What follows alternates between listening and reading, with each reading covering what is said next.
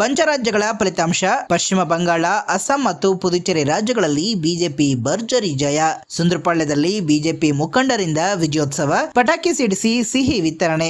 ಇತ್ತೀಚೆಗೆ ನಡೆದ ಪಂಚರಾಜ್ಯಗಳ ವಿಧಾನಸಭಾ ಚುನಾವಣೆಯ ಫಲಿತಾಂಶ ಪ್ರಕಟವಾಗಿದ್ದು, ಪಶ್ಚಿಮ ಬಂಗಾಳ, ಅಸ್ಸಾಂ ಮತ್ತು ಪುದುಚೇರಿ ರಾಜ್ಯಗಳಲ್ಲಿ ಭಾರತೀಯ ಜನತಾ ಪಾರ್ಟಿ ಭರ್ಜರಿ ಜಯ ದಾಖಲಿಸಿದೆ. ಈ ಅಭೂತಪೂರ್ವ ಯಶಸ್ಸಿನ ಹಿನ್ನೆಲೆಯಲ್ಲಿ ಕೆಜಿಎಫ್ ತಾಲೂಕಿನ ಸುಂದ್ರಪಾಳ್ಯದಲ್ಲಿ ಬಿಜೆಪಿ ಮುಖಂಡರು ಹಾಗೂ ಕಾರ್ಯಕರ್ತರು ಸಂಭ್ರಮದ ವಿಜಯೋತ್ಸವ ಆಚರಿಸಿದರು. ಬಿಜೆಪಿಯ ಈ ಗೆಲುವಿನಿಂದ ಉತ್ಸಾಹಗೊಂಡ ಸುಂದ್ರಪಾಳ್ಯದ ಬಿಜೆಪಿ ಮುಖಂಡರು ಮಾಜಿ ಶಾಸಕ ವೈ ಸಂಪಂಗಿರವರ ಮಾರ್ಗದರ್ಶನದಂತೆ ಬಿಜೆಪಿ ಗ್ರಾಮಾಂತರ ಭಾಗದ ಅಧ್ಯಕ್ಷ ಲಕ್ಷ್ಮೀನಾರಾಯಣ ಶರ್ಮರವರ ನೇತೃತ್ವದಲ್ಲಿ ಸುಂದ್ರಪಾಳ್ಯದಲ್ಲಿ ಪಟಾಕಿ ಸಿಡಿಸಿ ಜೈಕಾರ ಹಾಕುವ ಮೂಲಕ ವಿಜಯೋತ್ಸವ ಆಚರಿಸಿದರು. ಈ ವೇಳೆ ಸಾರ್ವಜನಿಕರಿಗೆ ಹಾಗೂ ಪಕ್ಷದ ಕಾರ್ಯಕರ್ತರಿಗೆ ಸಿಹಿ ಹಂಚಿ ಸಂಭ್ರಮಿಸಿದರು. ಇನ್ನು ವಿಜಯೋತ್ಸವದಲ್ಲಿ ಪಾಲ್ಗೊಂಡಿದ್ದ ಮುಖಂಡರು ಮಾತನಾಡಿ, ಕೇಂದ್ರ ಸರ್ಕಾರದ ಅಭಿವೃದ್ಧಿ ಕಾರ್ಯಗಳು ಹಾಗೂ ಪಕ್ಷದ ಸಂಘಟನಾ ಶಕ್ತಿಯಿಂದಾಗಿ ಅಸ್ಸಾಂ ಹಾಗೂ ಪಶ್ಚಿಮ ಬಂಗಾಳದಂತಹ ರಾಜ್ಯಗಳಲ್ಲಿ ಜನತೆಯು ಬಿಜೆಪಿಯನ್ನ ಬೆಂಬಲಿಸಿದ್ದಾರೆ. ಇನ್ನು ಪುದುಚೇರಿಯಲ್ಲೂ ಕೂಡ ಕಮಲ ಅರಳುತ್ತಿರುವುದು ಕಾರ್ಯಕರ್ತರಲ್ಲಿ ಹೊಸ ಉರುಪು ತುಂಬಿದೆ. ಇನ್ನು ಈ ಫಲಿತಾಂಶವು ಕರ್ನಾಟಕದ ಮುಂದಿನ ಚುನಾವಣೆಗೆ ದಿಕ್ಸೂಚಿಯಾಗಲಿದೆ ಎಂದು ವಿಶ್ವಾಸವನ್ನ ವ್ಯಕ್ತಪಡಿಸಿದರು. ಈ ಸಂದರ್ಭದಲ್ಲಿ ಗ್ರಾಮಾಂತರ ಘಟಕದ ಅಧ್ಯಕ್ಷ ಲಕ್ಷ್ಮೀನಾರಾಯಣ ಶರ್ಮಾ, ಗ್ರಾಮ ಪಂಚಾಯಿತಿ ಮಾಜಿ ಅಧ್ಯಕ್ಷ ಸುನಿಲ್ ಕುಮಾರ್, ಗ್ರಾಮ ಪಂಚಾಯಿತಿ ಮಾಜಿ ಸದಸ್ಯರಾದ ನಾರಾಯಣಸ್ವಾಮಿ, ಸುಧಾಕರ್ ರೆಡ್ಡಿ, ಸುರೇಶ್, ಗಿರೀಶ್, ಗೋಪಾಲ್ ರೆಡ್ಡಿ, ರಮೇಶ್, ಜೆಸಿಬಿ ಮುನಿಯಪ್ಪ, ಶ್ರೀನಿವಾಸ್, ಅಪ್ಪಿ ಸೇರಿದಂತೆ ಸ್ಥಳೀಯ ಮುಖಂಡರು ಹಾಗೂ ಕಾರ್ಯಕರ್ತರು ಪಾಲ್ಗೊಂಡಿದ್ದರು.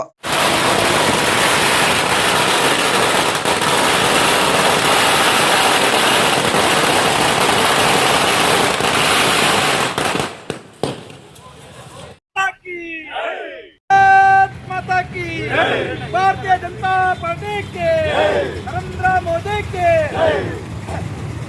बोलो भारत माता की, भारतीय जनता पार्टी के अमित शाह की, नरेंद्र मोदी की. ಆತ್ಮೀಯ ಬಂಧುಗಳೇ, ನಾವು ಇಂದು ಸುಂದರಪಾಳ್ಯದಲ್ಲಿ ಈಗ ನಮ್ಮ ಭಾರತೀಯ ಜನತಾ ಪಾರ್ಟಿಯ ವತಿಯಿಂದ ಈಗ ವೆಸ್ಟ್ ಬೆಂಗಾಲು, ಅಸ್ಸಾಂ ಮತ್ತು ಪುದುಚೇರಿಯಲ್ಲಿ 5 ಪಂಚರಾಜ್ಯಗಳ ಚುನಾವಣೆಯಲ್ಲಿ 3 ರಾಜ್ಯಗಳು ಜೈಬೇರಿಯನ್ನು ಬಾರಿಸಿರುವ ಪ್ರಯುಕ್ತವಾಗಿ ಈ ಸುಂದರಪಾಳ್ಯ ಗ್ರಾಮದಲ್ಲಿ ವಿಜಯೋತ್ಸವವನ್ನು ಆಚರಿಸಬೇಕೆಂಬ ಉದ್ದೇಶದಿಂದ ನಾವೀಗ ನಮ್ಮ ಹೆಚ್ಚಿನ ಸಂಖ್ಯೆಯಲ್ಲಿ ಸುಮಾರು ವೆಸ್ಟ್ ಬೆಂಗಾಲಲ್ಲಿ ಇದುವರೆಗೂ ಅದರ ಒಂದು ಹಿಸ್ಟ್ರಿನೆಲ್ಲ ಇಲ್ಲದೆ ಅಂತಹ ಜೈಬೇರಿಯನ್ನು ಬಾರಿಸಿರುವಂತಹ ಪ್ರಯುಕ್ತವಾಗಿ ನಾವು ಇಲ್ಲಿ ವಿಜಯೋತ್ಸವವನ್ನು ಆಚರಣೆ ಮಾಡ್ತಾ ಇದ್ದೀವಿ. ಹಾಗೂ ನಮ್ಮ ವೆಸ್ಟ್ ಬೆಂಗಾಲಲ್ಲಿ ಸುಮಾರು 20 ವರ್ಷ ಕಾಂಗ್ರೆಸ್ ಸರ್ಕಾರ ಇತ್ತು. ಆಮೇಲೆ 25 ವರ್ಷ CPM ಇತ್ತು. 15 ವರ್ಷ TMC ಇತ್ತು.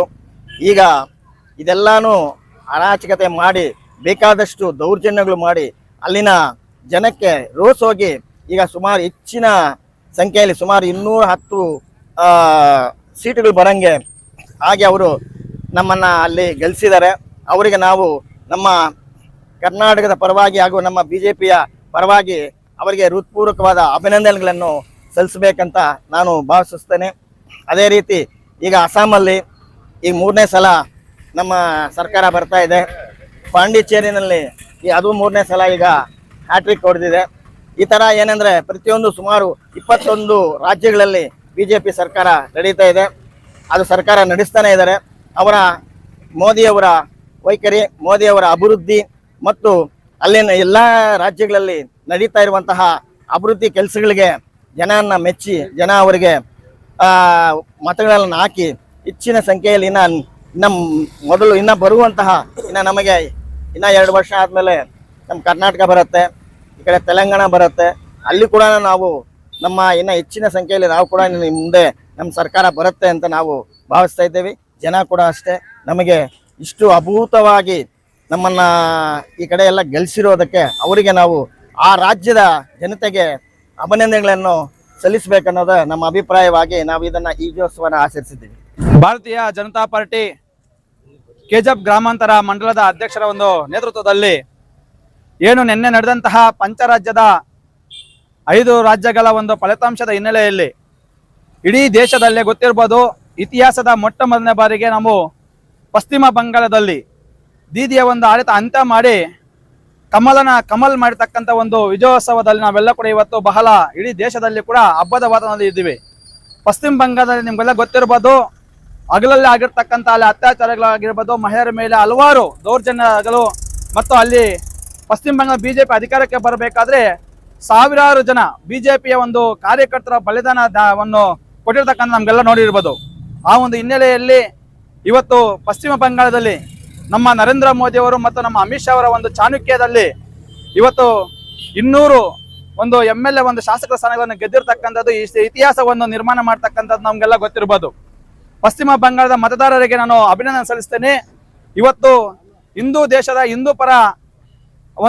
ದೇಶದ ರಕ್ಷಣೆಗಾಗಿ ನರೇಂದ್ರ ಮೋದಿ ಅವರಿಗೆ ಅಲ್ಲಿ ಮತದಾರರು ಕೈ ಜೋಡಿಸಿರ್ತಕ್ಕಂಥ ನಿಜವಾಗ್ಲೂ ಕೂಡ ಒಂದು ಶ್ಲಾಘನೀಯ ವಿಚಾರ. ಅಲ್ಲಿರ್ತಕ್ಕಂಥ ಎಲ್ಲ ಮತದಾರರಿಗೆ ನಾನು ಅಭಿನಂದನೆ ಸಲ್ಲಿಸ್ತೀನಿ. ಅಸ್ಸಾಂನಲ್ಲಿ 10 ವರ್ಷಗಳಿಂದ ನಿರಂತರವಾಗಿ ಬಿಜೆಪಿ ಅಧಿಕಾರಕ್ಕೆ ಬಂದು ಅಲ್ಲಿನ ಅಭಿವೃದ್ಧಿಯ ಕೆಲಸಗಳನ್ನು ನೋಡಿ ಮತ್ತಷ್ಟು ಹೆಚ್ಚಿನ ಸ್ಥಾನಗಳನ್ನು ಕೊಟ್ಟಿರ್ತಕ್ಕಂಥ ಅಸ್ಸಾಂನ ಜನತೆಗೆ ನಾನು ಮತದಾರರಿಗೆ ಅಭಿನಂದನೆ ಸಲ್ಲಿಸ್ತೀನಿ. ಅದಾದ ಮೇಲೆ ಪುದುಚೇರಿಯಲ್ಲಿ ನಮ್ಮ NDA ಸರ್ಕಾರ ಮತ್ತೆ ಅಧಿಕಾರಕ್ಕೆ ಬಂದಿರತಕ್ಕಂಥದ್ದು ಮತ್ತು ಕೇರಳದಲ್ಲಿ ಏನು ವಾಯುನಾಡು ದೇವರ ನಾಡು ಅಂತ ನಾವು ಕರಿತೀವೋ ಅಲ್ಲಿ ಇವತ್ತು ಬಿಜೆಪಿ 3 ಸ್ಥಾನಗಳನ್ನ ಗೆದ್ದಿರ್ತಕ್ಕಂಥ ನಿಜವಾಗ್ಲೂ ಕೂಡ ಒಂದು ಸಂತೋಷ ಸುದ್ದಿ. ಅಲ್ಲಿ ಕಮ್ಯುನಿಸ್ಟರ ಹಂತದಲ್ಲಿ ಇವತ್ತು ಬಿಜೆಪಿ ಅಧಿಕಾರಕ್ಕೆ ಬರ್ತಾ ಇದೆ ಅಂತಂದ್ರೆ ನಾವು ಹೋಗ್ತಾ ಕೇರಳದಲ್ಲಿ ಕೂಡ ಅಧಿಕಾರಕ್ಕೆ ಬರೋದಕ್ಕೆ ಯಾವುದೇ ಸಮಸ್ಯೆ ಇಲ್ಲ. ಯಾಕಂತಂದ್ರೆ ನಮ್ಮ ದೇಶದಲ್ಲಿ ನರೇಂದ್ರ ಮೋದಿ ಮತ್ತು ಅಮಿತ್ ಶಾ ಇರೋ ತನಕ ಎಲ್ಲಾ ರಾಜ್ಯಗಳಲ್ಲೂ ಕೂಡ ಚುನಾವಣೆಯಲ್ಲಿ ನಾವು ಗೆಲ್ಲುವಂತ ಕೆಲಸಗಳು ಮಾಡ್ತಾ ಇದ್ದೀವಿ. ಸಂಘಟನೆಯನ್ನು ಮಾಡುವಂತ ನಿಟ್ಟಿನಲ್ಲಿ ಇವತ್ತು ಕೇರಳದಲ್ಲಿ ಕೂಡ 3 ಸ್ಥಾನ ಗೆದ್ದಿದ್ದೀವಿ. ಇವತ್ತು ಮತ್ತೆ ತಮಿಳುನಾಡಿನಲ್ಲಿ ಕೂಡ ಒಂದಷ್ಟು ಮತಗಳು ನಮ್ಮ ಪಕ್ಷಕ್ಕೆ ಬಂದಿದೆ. ಯಾಕಂತಂದ್ರೆ ಅಲ್ಲಿ ನಿಮ್ಗೆ ಗೊತ್ತಿರಬಹುದು, ಅಲ್ಲಿನ ಒಂದು ಚುನಾವಣೆ ಅಂದ್ರೆ ಅಲ್ಲಿರ್ತಕ್ಕಂಥ ಲೋಕಲ್ ಯಾವ ರಾಜ್ಯದಲ್ಲಿ ಇರ್ತಕ್ಕಂಥ ಪಕ್ಷಗಳಿಗೆ ಹೆಚ್ಚು ಜನರು ಮತವನ್ನು ಕೊಡ್ತಾರೆ. ಆ ಹಿನ್ನೆಲೆಯಲ್ಲಿ ಅಲ್ಲಿ ಕೂಡ ಬಿಜೆಪಿಗೆ ಒಂದಷ್ಟು ಮತಗಳು ಬಂದಿದೆ.